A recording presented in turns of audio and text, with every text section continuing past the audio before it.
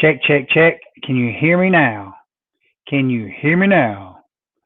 Hello, check, check, check.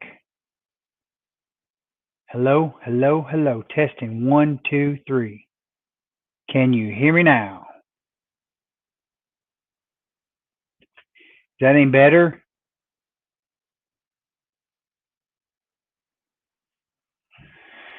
Oh man. Check, check, check. 1, 2, 3. Check 1, 2, 3. Check 1, 2, 3. Check, check. Loud and clear. Okay, here we go. Steven. I think Steven went to get his iPad.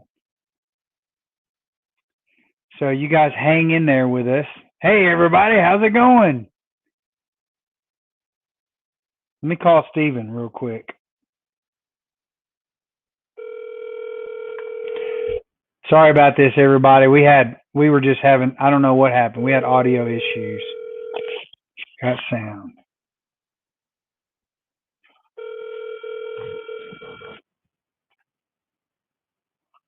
How's everybody doing tonight? Well, I hope so. I've been This is Stephen Durrett. I've been gone for about 10 days. I was up in New York for Bassmaster Elite events up there, filming 2 tournaments. And so I haven't worked with Tanner. Hello, hello. Yep, everybody, I'm already live. Look, I can hear you now. Shut the front door. Yes. We Wow. win the. Whew. Hey, it really wouldn't be a show if we didn't have issues at the beginning. Ain't that something? And it's even worse because Kendra's coming back from whatever you call open house for one of the children's school, and I don't have her, and I'm worthless without her when it comes to technology. So, but we're here. Good. Yeah, we're all here now. I don't know what happened. I put this Playtronics earbud in with a mic on it, and then I switched everything over to this mic, and it just started working. But they had no sound from me. There was about 10 people on live when I went live. I just wanted to make sure everyone could come on live, and I was just trying to hold everybody up before we lost everyone's attention. So, so Stephen, I heard you had a pretty big week, 10-day trip. How long were you gone? I left Thursday a week ago. No. I left. It's been so long, Jake. I don't even remember. I think I left on a Wednesday. No, yeah, because I didn't leave on a Tuesday because I said let's go ahead and get the retriever connection done. And that's right. I left on Wednesday morning and drove up and drove most of the night and got there on Thursday. And then we started the first event in Nebraska on Friday.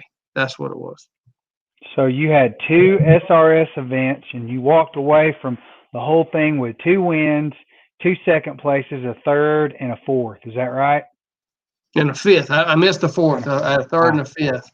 I took one of my amateur handlers. Yeah, really. I mean, that's what happens when you leave it to an amateur. I took one of my amateurs, and he got second and fifth. And Pine won the first one, and Mason got second, and Abby won the second, and Mason got third. So that puts Mason running 3 events this year, and he's got a first and a second and a third. You know, some dogs just aren't consistent. That's funny. Well, congratulations on all the hardware you brought back, and all the awards and accomplishments. It's more of a testimony as to what you're doing, how you're doing it, and the fact that you keep doing it. So well done. Congratulations. Well, repeatability is a big deal, and I'm just as proud as being able to take my amateur handlers up there and them be successful. That makes all the difference in the world. It sure made the trip a lot easier. I think it was think it's 14 miles different between driving from my house to Lincoln, Nebraska, and then we drove. After that event, we drove 2 hours west, so that put us doing an 8-hour trip from Kearney, Nebraska. We went and trained with Dane Johnson and trained over there, and turned around and drove to Red Wing, Minnesota. And the return trip was like a whopping 15 miles difference from. Wow. So you drive 8 hours literally straight east and then turn around and do the same thing coming home. So it was a long trip, and it was a blessing that we had such a successful trip. And hopefully it bolsters a little bit of what we've been preaching to these folks, that trust the process, learn what we're saying, because we're also acting this out every day. When I go out and train, I'm doing these same steps that I'm preaching to y'all, and you can see the results as they're happening. No doubt. Well, my confession of the week is that I've been gone for 10 days myself, 11 counting yesterday. And so I haven't had any training time with Tanner. He was here at home with my family. So, I'm anxious to get back out into the field tomorrow and get going again with some new homework, because this is really the last. We're going to go over zigzag, the non-bumper zigzag today. I posted a video 2 days ago, and then I posted another video, I think last night or this morning. I can't remember. It's all blending together. But, like to go over that. And I think the first one was full of mistakes. The second one was too, but it was better than the first one. And definitely want to hear more about the zigzag. I got quite a few questions from people on Instagram today, just asking, things like whether the dog should be there to watch the bumpers going out, and doing the zigzag itself, and what's the basic questions that we've already covered, but we'll probably go through that again, maybe in a I guess we don't really need a diagram for this one, do we? Well, we can touch on it if we need to, but I've watched some of your stuff in passing. I know it sounds crazy to say that I sat in a truck for 18 hours and didn't have a chance to watch it in full, but I'm a control freak, so I like to drive a lot of the time. And normally after I drive, then I crash. So I watched the first one again. My truck was hooked up to my Bluetooth audio, so I didn't hear the audio as much. So I'm interested to hear a little bit of your feedback. I'm interested to hear what you went through on this. And I know, guys, that this looks like such a quote unquote simple drill, but it's really elegant in its simplicity. And that's what you got to understand, is a lot of this stuff, instead of trying to bite off more than we can chew, it's taking doable steps and not just doing them once right, but repeating it over and over and over again. And that's establishing a communication lane between you and Tanner. It's establishing just the consistency of training and expectation of what you're expecting in the drill, and doing it over and over again to get it right. So I do know, in watching what I was able to watch in the time that I was able to watch it, you were still managing to hit several mistakes as you went through this. So I would definitely love to go ahead and pull that stuff up and start touching on it. Okay. But that being said, in my travels, one of the great things about going to different places is you meet new people. And I was really, really excited to hear how many people were watching this. I think one of the things deceptive in this, Jake, is that in order to see a lot of these names, these people got to sign in. And we got a lot of silent watchers that are kind of sitting out there in nowhere land. Mr. Leonard Gums is one of the guys that I met who was really exciting to get to talk to, and he was super positive about what we've been doing and excited about what we're going to do going forward. So, like I said, I'm just calling him out because I see his name on the screen, but it was really neat to talk to the different folks who had been watching it. And I threw all of them under the bus and told them, if you're going to do it, you got to at least sign in so we know you're there. But I agree. It was we got to be here. If we got to show up, they got to show up, right? There's no can't hide. You can't hide behind your screen on this one. That's not fair because we're all being nice to each other. But do you want to put your are you going to use your diagram? And the reason I say that is because if we have a quad screen, you can usually see the video better. All right. Well, let me see what I can do. And I mean, I can put normally I'm doing this by pulling up one of your pulling up one of your pictures, and that's going to be different for me because I'm going to try to be doing this when it's not. Guys, I know it sounds crazy, but I promise you, I am technologically illiterate. And when my wife's not here, I'm in such a pickle. I'm trying to. Welcome in Lois McCracken, Jeff Matthews, Clint Broom, and Kendra. Good evening, Kendra. Kendra's watching it on the road coming back. That's pretty funny. I'm just going to open up any image I've got just to have a picture to. I could throw a picture in here if you wanted me to, a photo, or I could actually pull up 2 videos at one time. And we just play one at a time. Give me 2 seconds. Let me see if I can pull this up because I'm.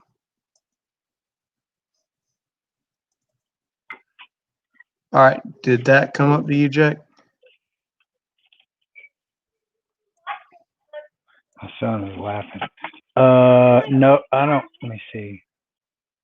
Oh yeah, there it is. Show in stream.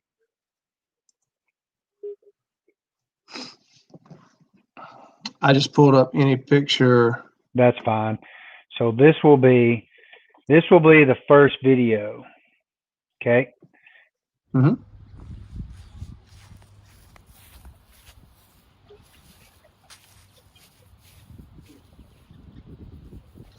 Now, hit and pause just for a second. Okay. One of the things that you did not post in this video because you said you were shortening it is you didn't put when he was sitting there watching you place it. Okay. And I'm asking a question here because this is truly just asking a question. When you set this drill out, what is the last bumper he saw fall? The apex, the middle bumper, the top. Okay. So that is one thing I noticed in your second video as well. And I'm not saying you're doing it wrong, but I am saying that I don't do it that way. The first bumper they see me put out, not the last, the first bumper they see me place is the apex. And then I go from the top of the triangle down.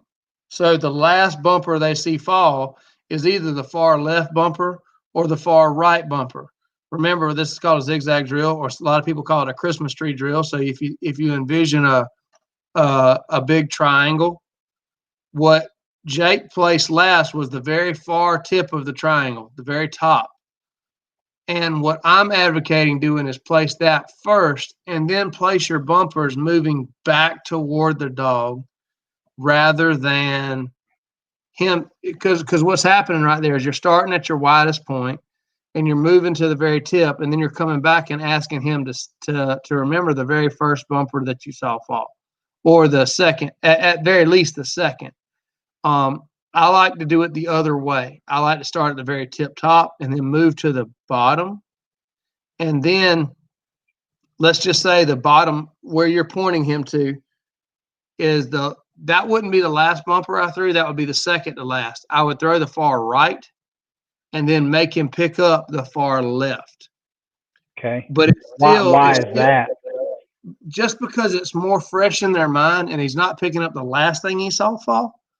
But it's not so far from his mind that he just, that he watched you go through this whole thing and forgot it was there.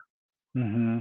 So it was the second to last bumper he saw fall. Now, this is not anything that I'm aware of as far as how it was laid out, how far it was articulated in Evan Graham stuff. This is just how I do the drill.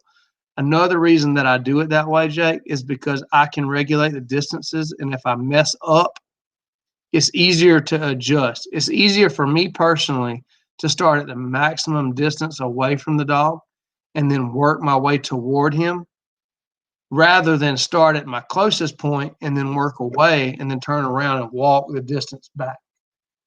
Okay. So, when I get done placing the bumpers, I start at the farthest point. I start placing the bumpers and I work my way back.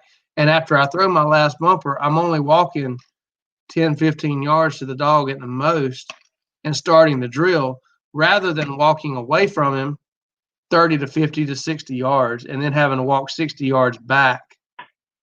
It just seems like, to me, it's a more clear approach to the whole sequence. Does that make sense?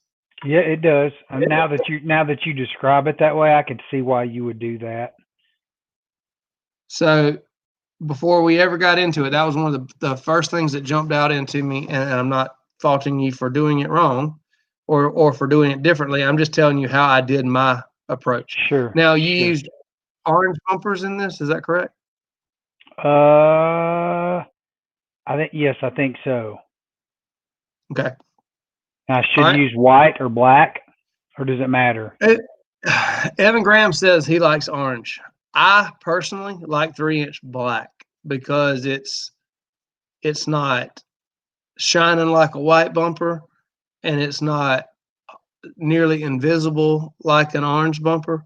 It's just somewhere in between. Depending on your contrast and where you're at and what you're doing, the color can make a big difference. I like to start with white with young dogs and transition toward black or orange with advanced dogs. Orange is not wrong by any means. I'm just explaining how I like to do my drill.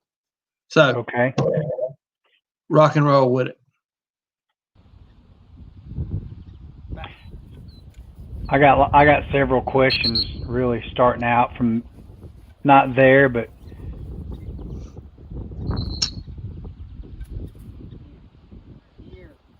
and remember, Tanner's a one-sided dog. If I had a two-sided dog when I'm starting this drill, I'd start left side, left bumpers, right side, right bumpers.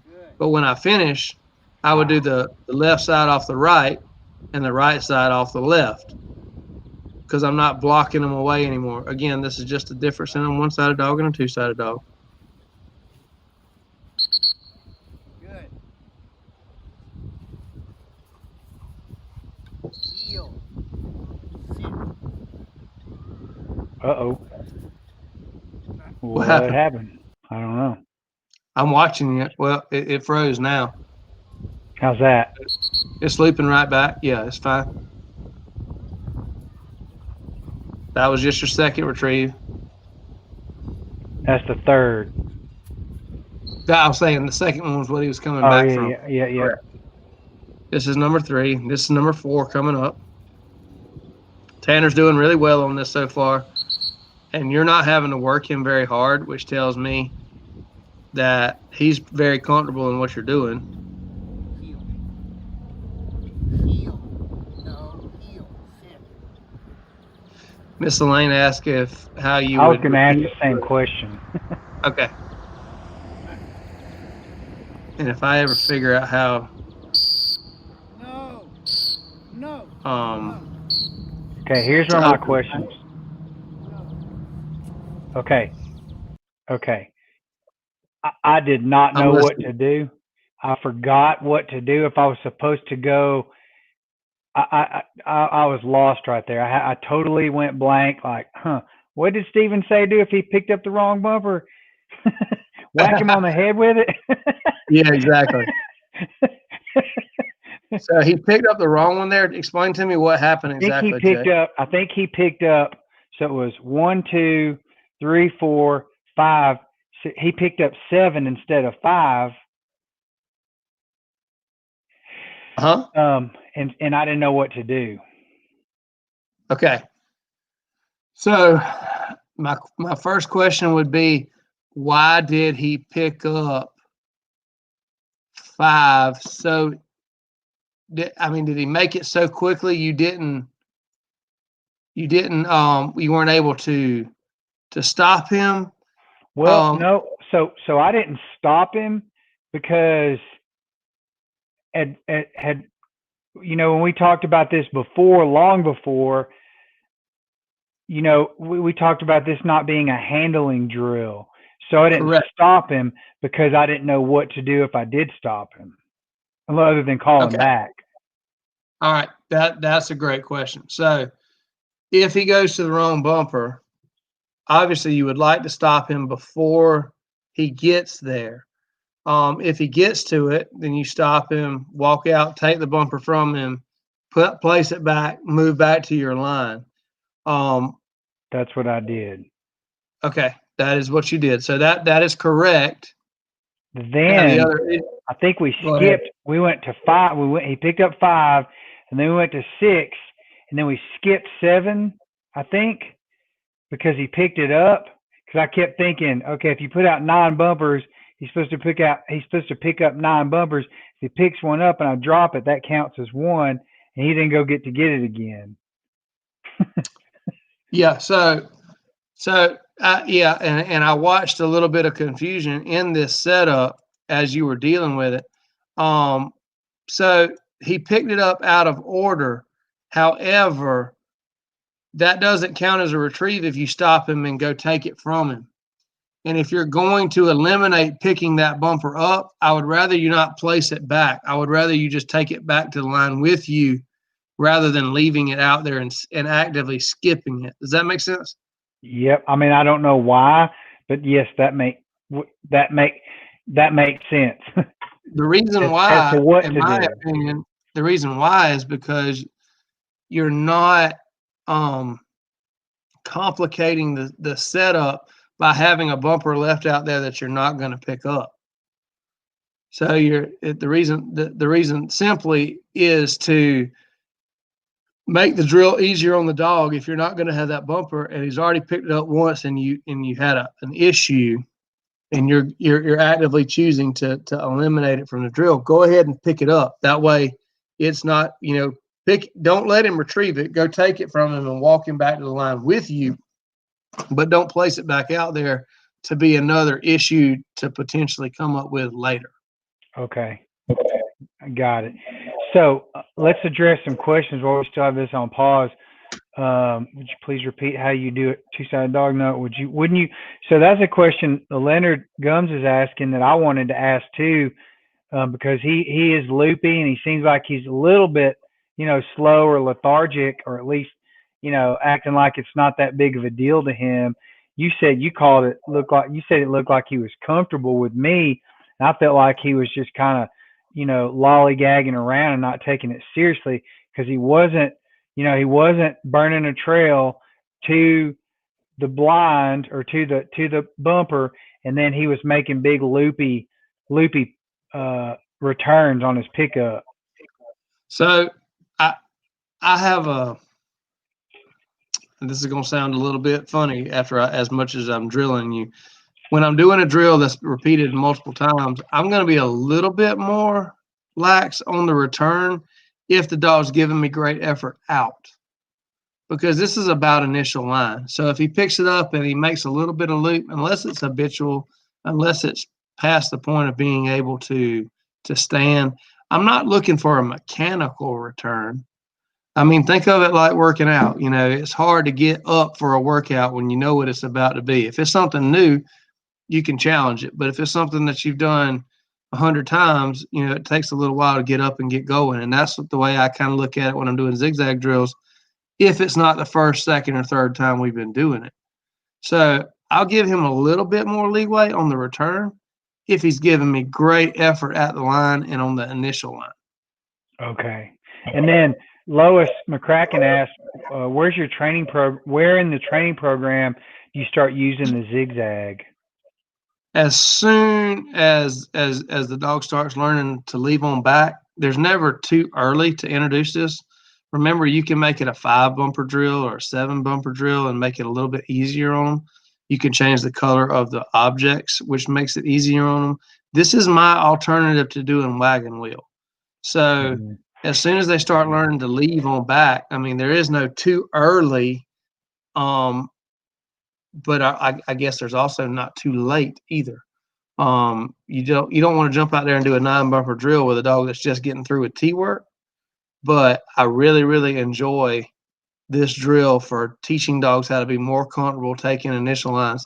Think of it like if you didn't do a drill like this and you just ran blinds and you went out, especially this time of the year, especially if you're in the South, you can run 2, 3, maybe 4 blinds without a dog getting too hot or being gassed. You're getting to run 5, 7, 9, or let's just say you did 5, but you did the drill twice. You get to get 10. If you do the 5-bumper drill twice, you get to do 10 sends on initial line as opposed to 3 or 4 if you went and ran cold blinds. So this is about communication at the line. This is about understanding how to line up with you and listen to communication, all your whatever subtle communication aspects you send. For me with young dogs, my hand going in is saying get set. I have an on your mark, get set, go attitude. On your mark is when I say dead bird. My hand going in is saying get set, and back is go.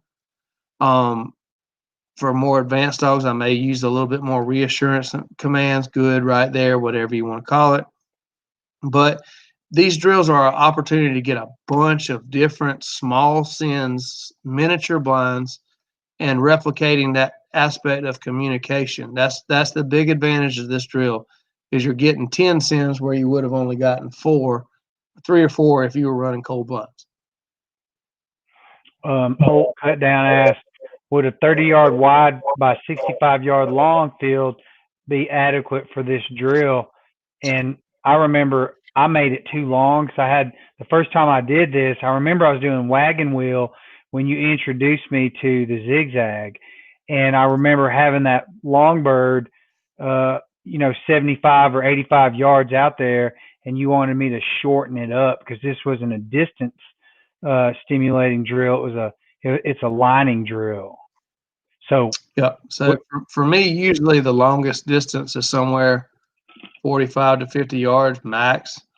30 yards is about as narrow as I want it, but I think that would be more than adequate to do this drill. Okay. Jumping back up, repeating how we would do it with a 2-sided dog. So for the easy way to do this drill is when you're doing the left side, have the dog on the left side. When you're picking a blind off the right side, have them on the right side. That way you are physically blocking the dog away from the other objects that they are to go towards eventually. For the advanced dog, if you think about this as a triangle and you're picking up a left side bumper and you have the dog on the right, you are no longer physically blocking the dog away from all the other objects. They are having to look at all the other objects and still going to where you're pointing them. That is the advanced approach to this. So if you pick the left side bumpers up off the right and the right side bumpers up off the left, the dog is no longer being blocked away from the other objects in this deal. They're having to look at them all. Think of it if they were white bumpers and they're having to look at all those white bumpers and go to the very far outside bumper. So it's just an increased, more advanced way to do this, and also working on that advanced level of communication when it comes to the dog. I would be interested in learning. I don't know how important this is, having a 2-sided dog, but I could see where, particularly even in a hunting scenario in the real world, which is what I do and what I'll be doing mostly with Tanner, and I would be interested in learning how to do that. And I'm going to pose the question while we move on in this video. If everyone would, I don't know, shoot us a thumbs up or a yes or a no or a thumbs down to see if that's something that would be worth doing in a video, just to go through that, because I could see how that would be important, and I would like to teach Tanner how to be a 2-sided dog. Is that how do you feel about that? It's just as easy as this. You're a right-handed guy, Jake? Yes. All right. So you've been right-handed your whole life. And What if I told you tomorrow you had to start being left-handed? I mean, I would try my best, Stephen. But the only way you're going to get to be left-handed is to put down your right hand and solely devote yourself to your left hand. And truly, at this point in your life, could you say that being left-handed, you'd ever be as good left-handed as you would be right-handed? Definitely not. I mean, I can relate to this because I was a switch hitter in baseball.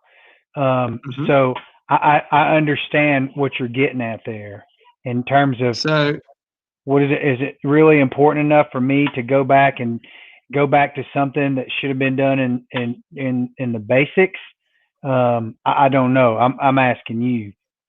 That you're exactly right, and you hit on it. Should it have been done in the basics? So I actually had another super successful, super good SRS handler. We were playing this game back and forth all the last two competitions. He was asking me, what is the benefit of a two-sided dog? And should he start doing two-sided dogs? And my answer was, the answer is whatever you believe in. Whatever you wholeheartedly commit yourself to is the correct answer. Because if you halfway do it, if you halfway commit to it, then you might as well just just commit yourself to having a single side only dog. That's not the end of the world. If you're going to wholeheartedly commit to two-sided, I think two-sided is advantageous in the long run. But I mean, you can go all the way to the very top echelons of field trials. Mike Lardy is a two-sided guy. He believed in two-sided dogs. Danny Farmer, he's a one-sided guy. And it didn't, they're both super duper ultra successful in what they do. They're just committed to their approach. So my answer to you is I don't know if the juice is worth the squeeze with Tanner, being that he's the age that he is and as good as he is at it. And what made the conversation that I was having with the other SRS handlers so fun was my first dog that won the first week was two-sided. My dog that won the second week was one-sided. So it's a moot point. I mean, it's really a matter of, what do you want to do with your dog, right? I mean, the reason I honestly asked the question, Miss Elaine, I know I've thought about that a lot. She said, sounds like when we get a little further along, Jake's going to need a puppy. And man, Steven's talked about that from the very beginning. And he's like, yeah, before you know, you'll have a freaking trailer. That's how you get addicted to this, right? Because you go from one dog and then you get a puppy to go back and do the things that you didn't do the first time, the second time around, and you just keep redundantly repeating yourself until you're complete nutbag dog guy, right? So, Abby, I didn't get her till she was 4 or 5 years old, and she, I asked her owner when we were talking. I was like, "So is she single-sided or double-sided?" He said, "Well, when she was young, she was double-sided, but I've always run her single-sided. So, yeah, she's double-sided." I said, "No, she's not. She's single-sided because you halfway did it. You halfway committed. You lost the opportunity for all those other communication aspects. And could you go back and teach her double-sided? Yeah, but are all the complex concepts that we teach early on going to translate to that? Probably not. So you might as well stick to left-sided because that's where she's comfortable, that's where you're comfortable, and you're not trying to learn how to do it with your offhand. So if it's not done early on, I'm not saying that there's not special instances to do it, but if it's not done at the very beginning, I'm almost an advocate of stick with what you got and make the best out of it. Okay. Just to be clear, the whole reason I asked the question in the first place is because, looking at this from where I stand in my perspective, at my experience level, I'm thinking, okay, well, I should try to get as much out of my dog as possible. And if I can do that, then why not? And if it's something new for me to learn, then I'm all about it.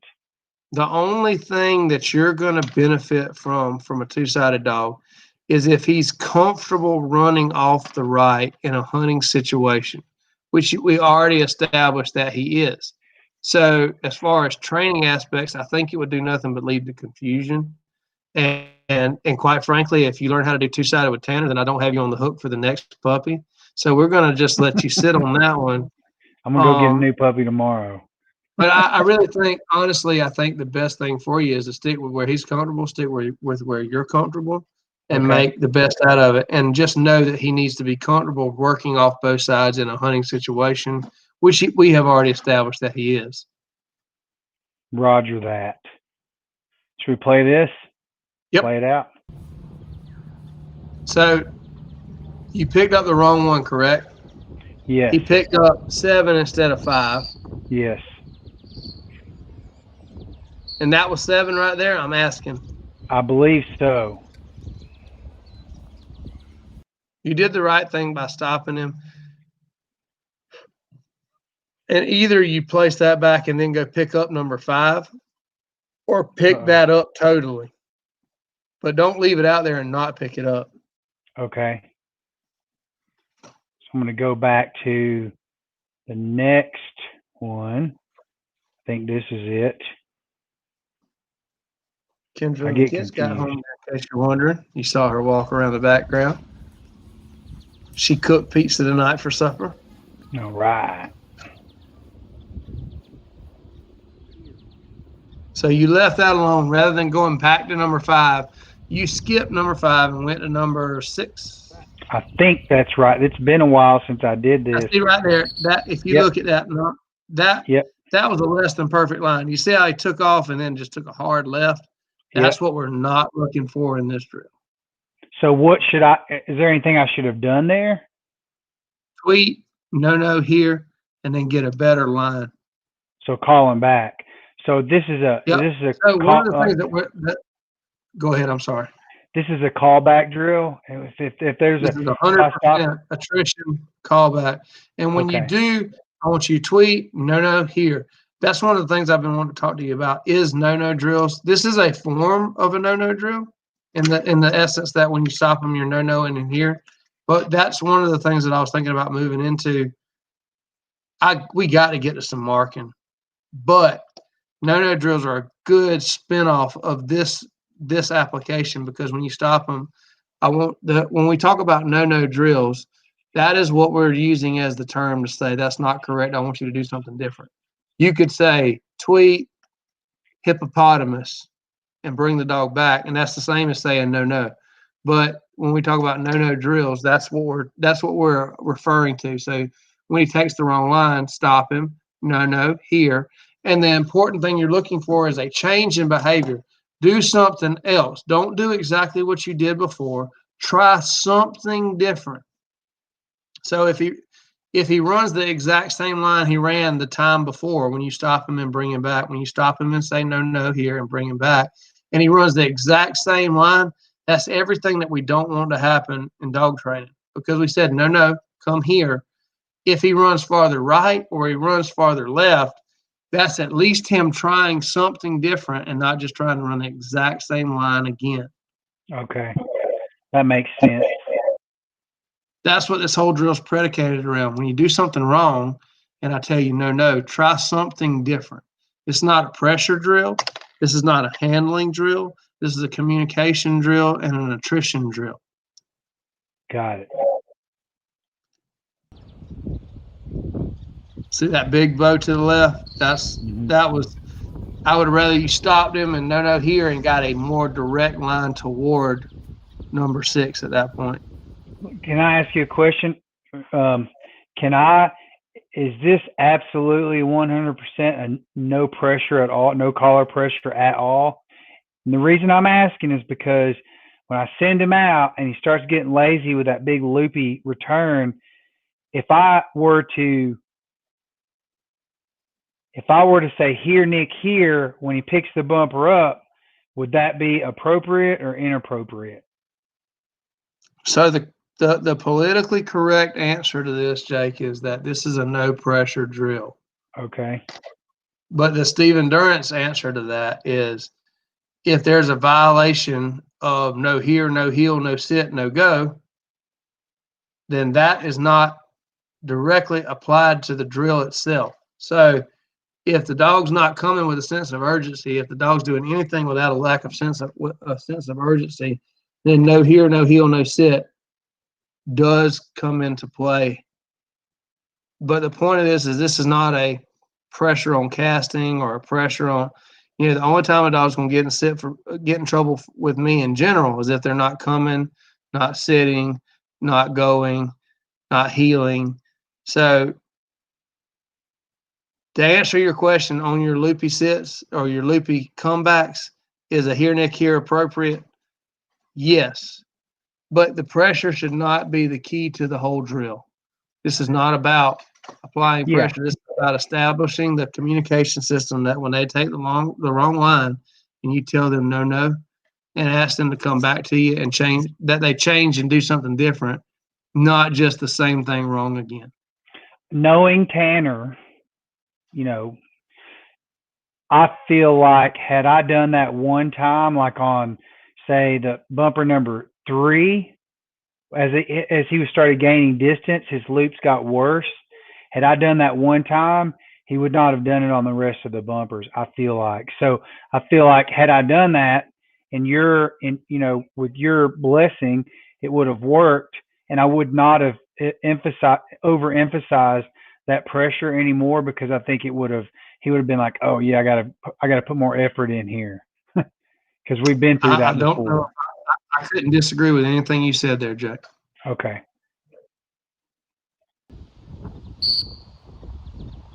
No, sit.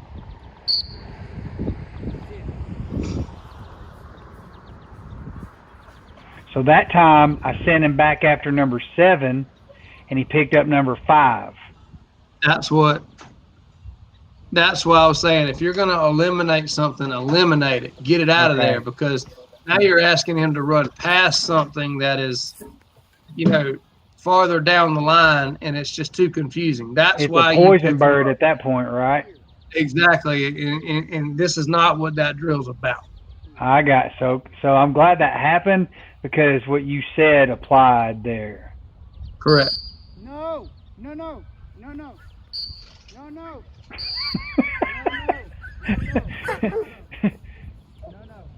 Again, you had that bow to the left. And then he picked up, the wrong. He was going to the bumper, and then he bowed left to pick up the center bumper. And again, right there, you blew the whistle, and he didn't sit. So you're not supposed to put pressure on this drill, right? Can y'all hear number 3? He fell asleep on the way home, and he woke up when Kendra tried to put him in the bed. So he is filing a complaint at the moment. So when you blow the whistle and he doesn't sit down, this is not a pressure drill, Jake. However, the 4 reasons that we put pressure on a dog with a collar are for no here, no heel, no go, and no sit. Did you hear? So don't Tanner? let collar pressure. I didn't listen. Okay, listen. I just want to go back. I want to re-emphasize that. Oh, here. Hold on. I'm sorry, guys. There you go. Uh-oh. You go find it yourself. Go. Walker, I got to do this. He wants to punch me in the face. Okay, so go back here. Okay, listen.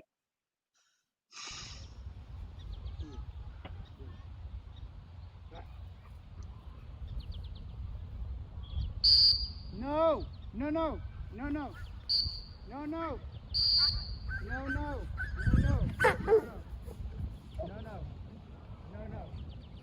A lot of confusion there, and I did hit him fairly hard with the collar, because I didn't know what I was doing, and I didn't know what he was doing. No matter what, you were so late. I mean, when you saw him take off and then take a vector one way or another, that's the time to stop him. Okay. Don't let it get another 10, 15, 20 yards down the way before you decide to stop.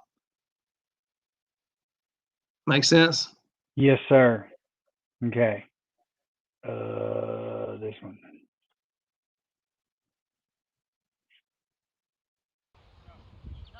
I remember watching this, and like I said, I had no sound, and I was watching you go back and forth, and I was watching the amount of confusion. I was like, my gosh, we're going to have so much to talk about when it comes to this drill. Yeah, I thought, man, this thing just fell apart. But I figured, this we'll get more out of this than we'll the next sequence or the next drill. That was a better line. It wasn't a perfect, but did you see how it was a small bow instead of just that takeoff and then a hard 45? So he did give you something different there. He's giving me more effort too. He's not as loopy as he was. Right after you got onto him with the collar, all of a sudden he started giving you more effort. Exactly. Just like what you mentioned. Now I don't know what you're doing. I just went and picked up the other bumpers. Didn't let him pick them up. Okay, so how many did you end up getting out of this? 7? Yeah, 7. He picked up 7. I believe that's right. Yeah, because I go and pick up the other one, and that was it. All right, well, let's go to your next video. Okay.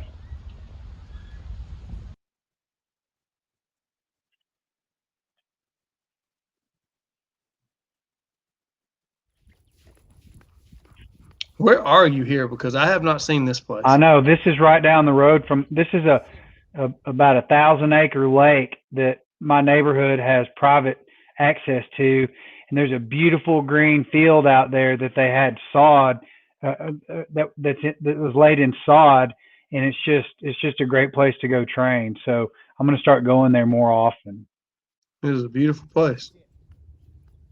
It's full of bass too. All right, and so unless you edited this, this is exactly what I don't like. See how you're starting to set out right now, and you're starting at the widest point. And for me, when I'm setting it the other way, I can control the width of the triangle. I can every one of that I set out, I can change the angle, change the distance. When you're doing it the way that you're doing it, you set your parameters on your very first throw. So and I just like to work the other way.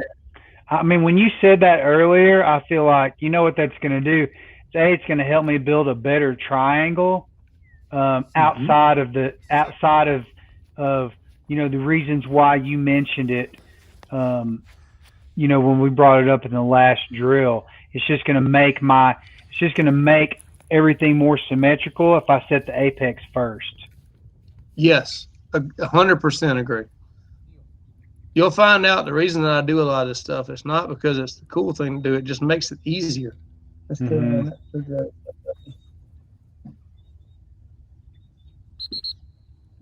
And you're going to pick up the very first one he saw thrown instead of the second to last one.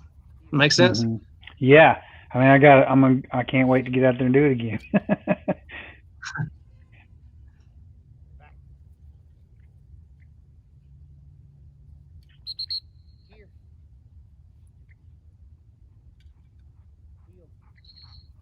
I'm loving these lines. And he's not giving you a terrible lack of effort either. The other thing that you can do right here is once he picks it out, take just a little bit more time instead of just taking for granted that he's found it.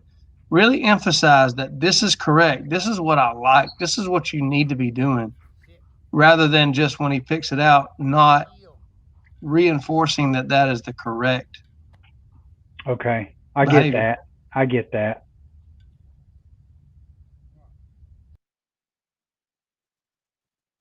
Oh, that's the end of that one. I say you're actually pausing right there. I was so proud, and then I realized it was just a video first. I was for real paused.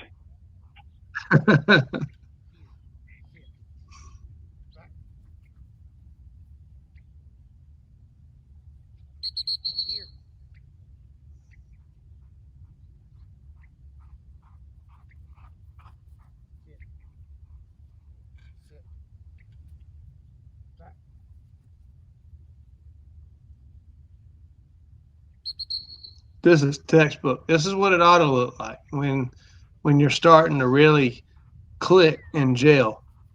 It does not look like this the first few times you run it, especially when a young dog, I can assure you.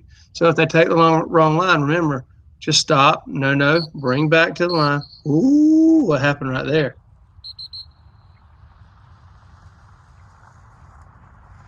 I don't remember. Because I heard a whistle set like he was in the wrong spot, but it never looked like he veered off his line.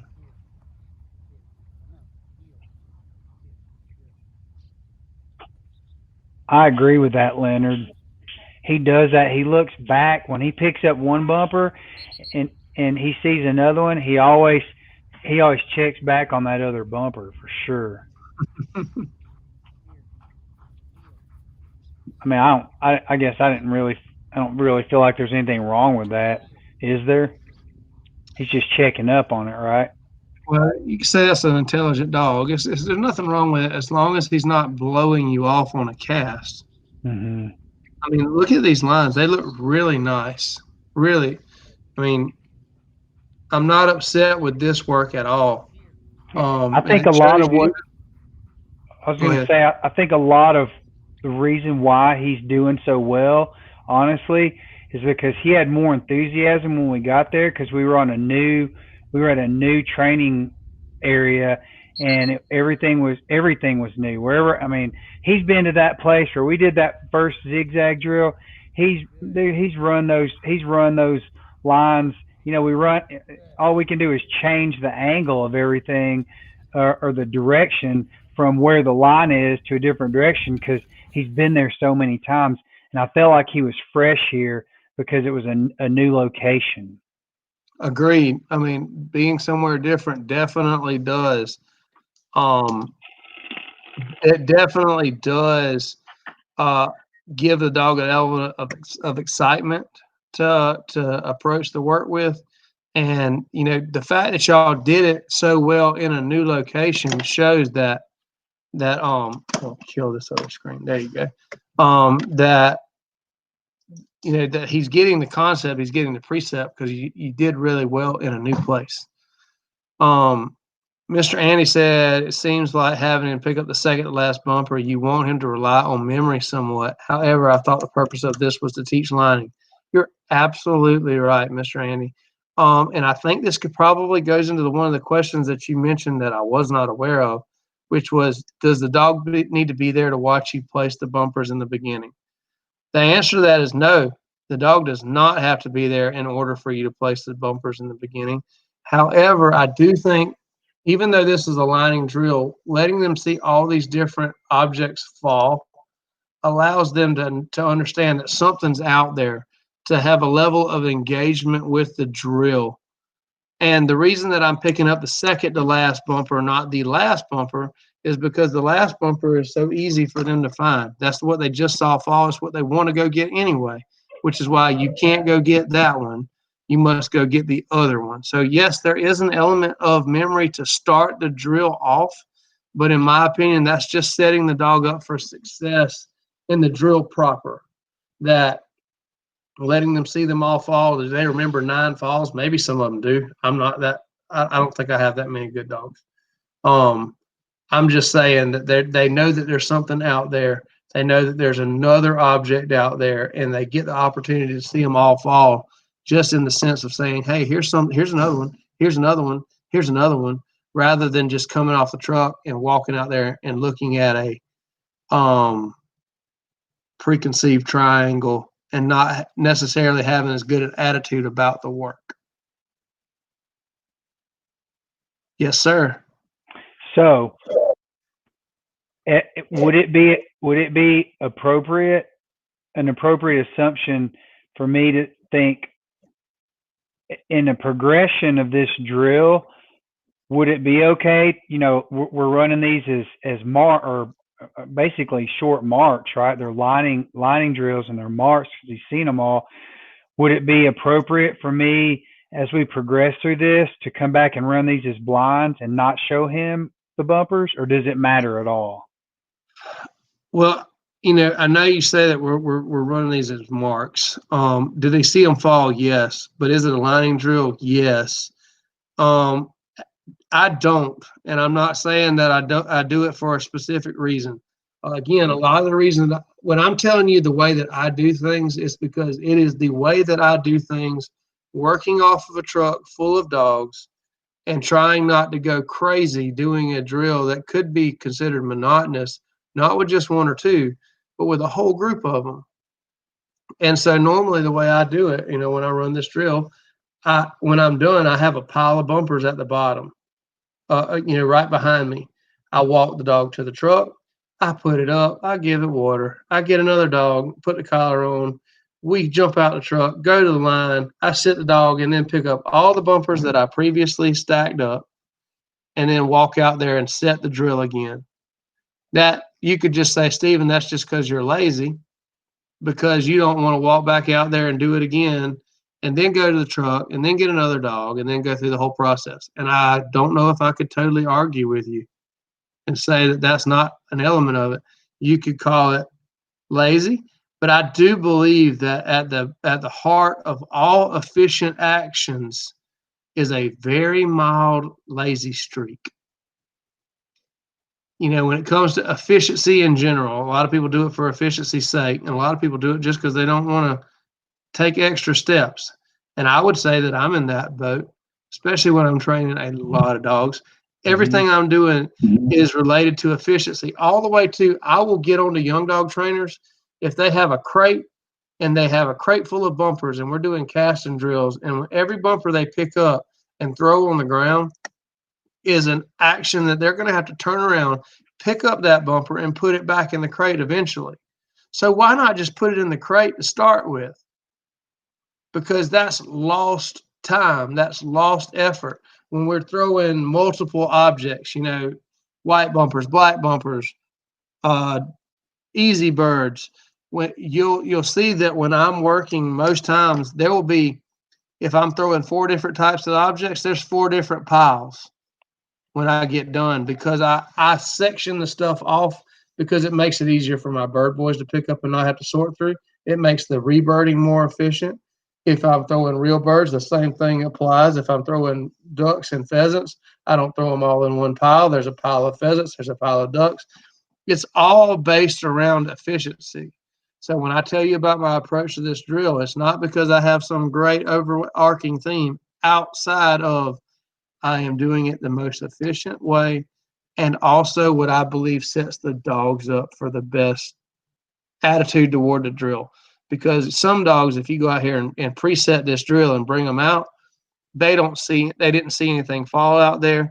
They've already got half an attitude because they're going through all this work and, oh my gosh, we're coming out here and doing something so boring as lining.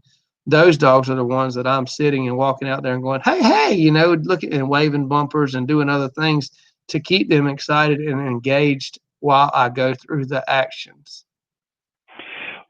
So how do you feel? I don't know how to ask the question. That lake has no current. There's no current in it at all.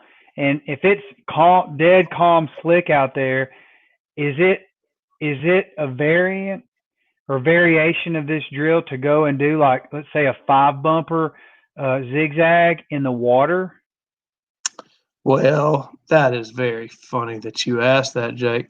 If you take off that 5 bumper aspect and just think of one side of the triangle, which would be 3, and you had it on the other bank, what is that? It's a tune-up drill. There you go. 100. Now you just answered your own question. So, but I mean, what, like on that big water, and it's not on the other shore. I don't think you're gaining an excessive amount by doing a zigzag, especially with so many variables. Any kind of wind coming up and potentially messing that up, or blowing the bumpers in line. The only way that you could really do that and do it safely, regulatory, without any kind of movement, is if you did what we call rat trap blinds. And the old way to do this is you get the old school wooden rat traps, and you put a weight on one end so that it can't float around, and then you stick the string of the bumper inside the rat trap, and the wooden part will float on the top, so the bumper's held in place, and then when they grab it, it just pulls out from under the wire. Like a quick release anchor. That's exactly right. So you could Gotcha. set that out in a sense, and you could do the same thing, but we gain a very similar aspect through doing tune-up drills. 10 You can really start to see how those things are tied together. Mr. Jeff said when you talk about the advanced method on the left, on the right side off the left and left side off the right, how do you mix that with a 7 bumper lining drill where you pick up long to short? I don't pick up long to short. I'm always picking these drills up outside in. So the far outside bumpers all the way up to the apex. I always thought it would be really great if you did this drill and got so good at it that you could do it in reverse and pick up the apex first and then work your way to the outsides. But I've never done it. I'm not saying it wouldn't be a cool thing to do, but I'm just so much of a detail person that I've never felt like a dog was good enough to move and do it the other way around. I was going to say, I see all kinds of problems with that with me and Tanner. You are definitely asking for a fight when you do that. So, where do we go from here? What's next? And okay, I got another question for you too. Well, then ask your other questions from Instagram and all before we talk about where to go next. Well, those really were, we covered those things like, do you sit the dog? Does he see you put the bumpers out? Do you go left to right or right to left first? You zigzag. What do you do if he picks up the wrong bumper? I think we pretty much covered all. I don't know, half a dozen or 8 questions. I think we covered all of them. So if they're watching or they end up watching this on YouTube, then they'll get their answer. The question that I have was, it's kind of off topic, moving onto the next drill. But so, I've taken 10 days off. Didn't really take 10 days off. I was just out of town and we haven't trained for 10 days. What would you, if you were me, what would be the first, like tomorrow morning when we go out to train, what would be the first thing you would do if you were me? Can I say something? You're not going to like the answer to that. Hold on 1 second. Hold on. Say something. Hey, well, we're going scuba diving tomorrow.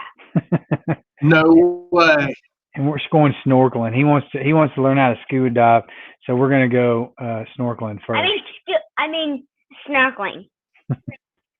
Okay, so where are you going to do that where it's going to be warm enough to get in the water?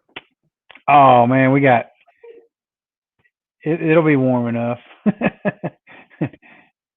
That lake. So, I mean, are y'all going to go to the pool, or are you going to go to like these neighborhood ponds? Where y'all do that? I've got a friend who's got a lake not too far from us that's super clear and it's full of fish, perch and crappie and bluegills and all kinds of stuff, so he can see all kinds of fish. Yeah, cool. It'll be fun. Yeah. Really cool. So the question. Okay, what will we do tomorrow? The first thing I usually do, the first thing I will do tomorrow is I go through marks.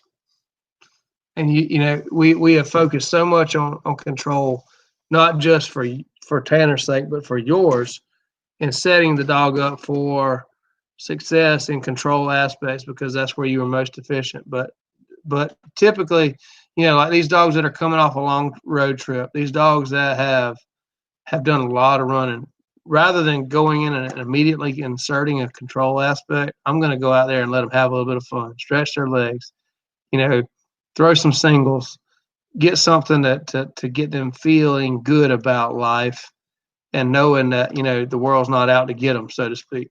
Mm-hmm. So quality marks, I mean, that's where Tanner is deficient. That's where you are also deficient in your understanding compared to where you were 3 months ago.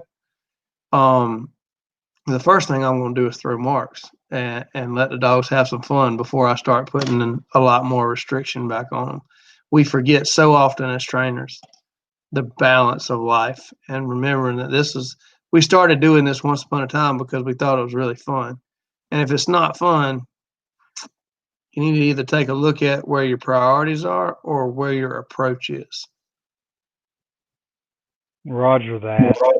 I'm definitely still having fun with it, I really hated being away for 10 days because I know Tanner was. I mean, he was having separation anxiety from me as well, according to my family. But I'm definitely going to get back into it tomorrow, and this would be a good time to start doing marks or this week or next week or whatever, and from now on, because I've got a kid who's moving here from California who's going to be working for me full time. His name's Brandon Fiend. He's a phenom, prodigy in the photography and video world, and he's going to be working here full time for me. So we're gonna have I'm gonna have a bird boy besides Walker. Now, is this the kid? Is this the kid that y'all did like a highlight on a couple of years ago? Yeah. Mm-hmm. Yep. That's He's gonna really, be really cool. and he'll be the guy videoing. When we get into later on this fall, he'll be videoing all these drills that we're doing. So it's gonna look different. They're gonna be edited, and it's gonna have a much more refined look to the videos as well. And it won't be so wide. It won't have that wide GoPro look to it. Okay, so we'll talk a little bit more about marks, you and I, off camera. If y'all really knew how little Jake and I talked the last few days, y'all would really be surprised at how truly novel these conversations are. But we're going to discuss a little bit on marking, you and I, off camera. But for your own camera exercise, I want to start embracing a no-no drill concept, which is what you've done in your zigzag drills. However, I want this to incorporate a factor. One of the most common things that we talk about when it comes to no-no drills is jumping something, whether it be jumping a line of hay bales or a pipe or a pole or a log, and essentially it can be also applied to water or a strip of cover. So what we're looking for here is for you to point him at that object, and for him to have the object, for him to have the option to run around either way. Point him at the object, and if he avoids it, stop him. No, bring him back, and repeat. I don't want to give you too much here. I just want you to use that same approach you've used in zigzags. But when he gives you an unproductive line, stop him, no, and bring him back and start again. Let's not talk about it too much. Let's actually video that. Pick you out a log. That would be the easiest. I have some rocks actually on, like, literally up by that playground on the other side of the L-shaped pond. There's some boulders that are about a little taller than your shin, and maybe 6 foot long, that I can probably start doing these drills with there. Just if it's 6 foot, I would start not too far away because that's a really, really small corridor. Mm-hmm. But I don't want to give you too much because I want you to actually work on this. And again, this is a lining drill. This is not a pressure drill. And I want you to record it and give me some feedback. And I'll have paint pulled up next week so that I can actually show you the way that the dog sees it and understands it, and how your corrections or lack thereof affects his ability to see what you want. Roger that. So you and I will not talk about it anymore. I'll just go run these no drills over the rock or over a log or something on my own, or then we'll come back and critique it. Yeah, before you post it, send me your first video. We'll talk about it and then amend anything, and then we'll have like a second draft, and then we can maybe show both next week. And then hopefully by then we'll be able to talk about some marks too. Okay. So I suppose we're gonna this episode's gonna be a little short. It's a little bit over an hour, but it was a fairly simple run through and the drills, and I'm not too unhappy because I've been on the road for 10 days and I'm super tired anyway. I need to get some sleep, which I'm sure you're in the same boat as well. So again, Stephen, thank you so much. Definitely. I mean, should I go back and run another zigzag? Or it would not hurt. Okay. I mean, we can look through it, and if it's worth putting out there, then yeah, it would definitely not hurt. And you can make it a little bit more complicated. You can do it in a different place, make your distances a little bit more, or decrease your proximity from the bumpers from each other. Make them a little tighter, and I promise you, it doesn't have to be long to be hard. If you tighten up how far those bumpers are away from each other, you will end up getting into a real deal no here session. I can assure you. I could see that. All right, Stephen. Well, thank you so much, and again, congratulations on all your accomplishments while you were on the road, and everybody else. We had a good crowd again tonight. Thanks everyone for joining the Retriever Connection with Stephen Durrance, and I'm Jake Latondras. Till next week, we'll see you then. I'm out. Thanks, guys. See you next week.